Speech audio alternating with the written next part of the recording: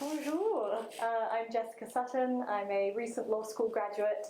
I currently work in the justice sector, and my main area of interest is women's rights, specifically gender-based violence. So I first got interested in this really early in my law school career, thinking about how the law system could better serve women and marginalised groups.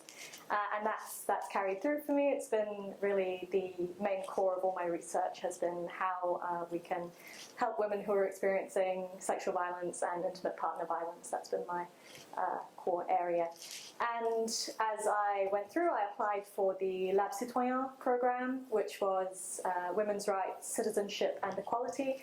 And I was lucky enough to be selected to attend that conference in Paris with about 50 other really dedicated young women's rights advocates.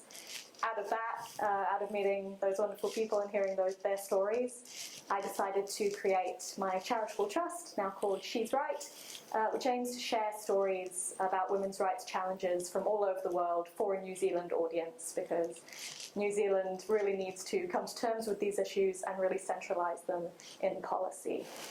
What I see moving forward as being really the huge challenges for women's rights going forward. Due to the COVID-19 pandemic, we've seen really globally a backslide in women's rights, and this is for a few reasons.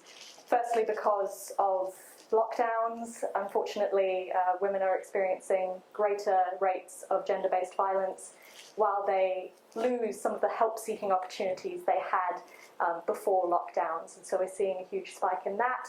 Now approximately 1 in 3 women will experience physical or sexual violence in their lifetime. It's a horrific statistic, but unfortunately true. And as well, there has been a huge economic backlash for women specifically.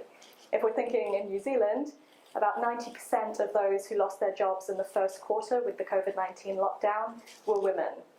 And this is because women are still in lower paid, informal positions primarily, and they're still expected to take on the burden of childcare and family work.